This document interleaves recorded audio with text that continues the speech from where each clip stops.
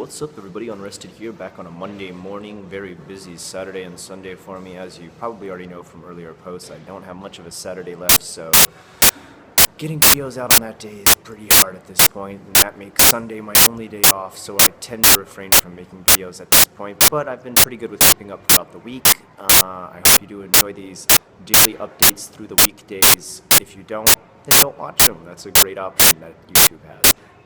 Japanese news, let's jump right into it.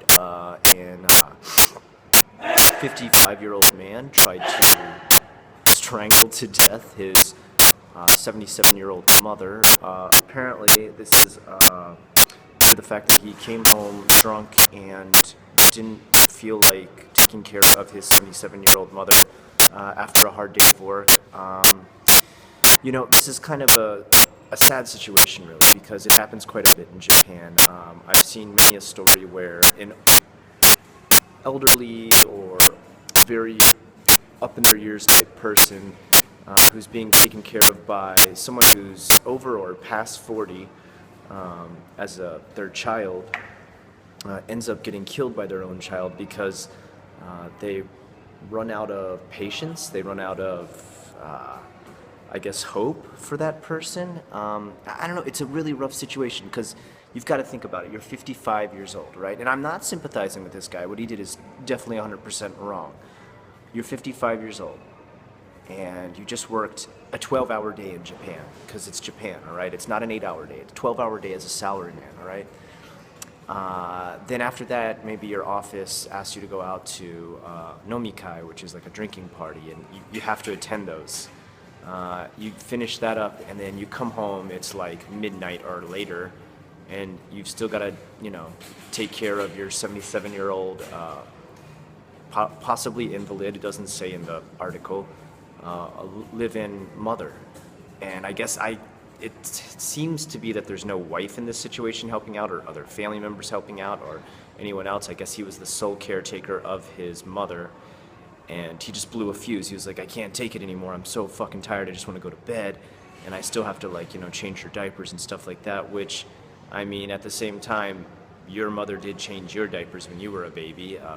She did take care of you when you were a kid. You wouldn't be grown up and 55 years old if she hadn't nursed you to this level.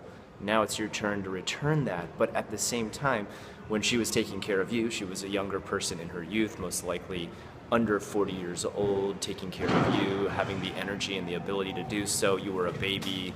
You weren't lifting a 135-pound woman, out of a wheelchair. There's empathy that can be seen, of course. At the same time, this is a despicable situation in which, obviously, he could have reached out to government help possibly, but at the same time, government help isn't always that good in Japan. In elderly homes, well, the ones that the government run at least are pretty shit. I've seen what they look like. If you think, futon and tatami mat is a great place to put someone who can barely move around even in a wheelchair, then you've got the wrong idea of how to take care of the elderly. On top of that, they're almost like prisons, the elderly care homes that are run by the government. I'm not saying privately, okay? There's some really beautiful private care homes here in Japan, but the ones run by the government are pretty low-key. They're pretty despicable environments. It's pretty poorly run, and I do have friends who work in elderly care, and they have to be travel nurses that go around to these different places, and they've told me about how deplorable the situations are and how badly these people are treated and how bad and dirty their places are that they live in. So sad but true. I don't know. It's a really rough situation. Let's just move on to the next article, because that one could be up for an entire debate. We've got a team of 44 people, I believe was the number, who did a drill, a run, if you will, of preparing for what would happen if a volcano erupted on Mount Fuji. Wow, that would suck. They did a drill in order to prepare all the different aspects of making sure people are evacuated quickly, making sure that the affected areas are able to evacuate, because for miles and miles you're going to have volcanic ash running people out of their houses.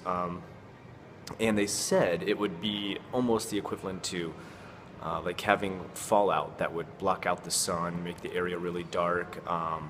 If you don't know what I'm talking about when I say fallout, sometimes when there's a nuclear bomb Afterwards, there's a fallout, and there's what's called like nuclear winter, and there's ash, so much ash in the sky that it blocks out the sun for so long that things become cold. Now, it's not that extreme, but it would block out the sun for quite amount of time that everything around there would be like super dark. It would be like permanent night for a while.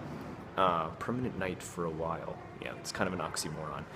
Anyway, they ran a drill on that, and I think that's great. I think Japan's really good about being prepared for natural disasters.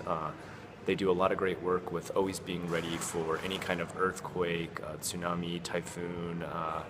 They evacuate things very quickly. I think one of the quickest ones where we saw a very fast response was the Kobe earthquake, which I'm actually in Kobe right now as I'm recording this.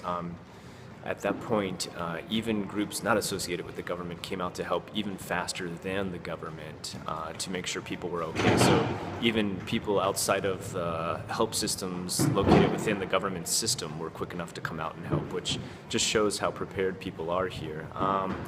One thing I will say though is apparently the average person here does not keep a earthquake kit in their house. I guess out near Mount Fuji you might want to keep a volcano survival kit, which I don't know what exactly you need for that, so don't ask me.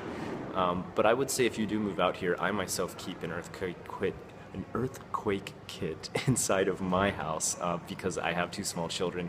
I want to be able to take care of them very quickly if an earthquake ever does happen. It includes things like water, flashlights, candles, etc., etc.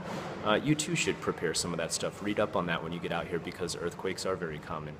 Anyway, that's the news for today. I hope you enjoyed what you saw here today. If you did, please like, comment, and subscribe. I am unrested.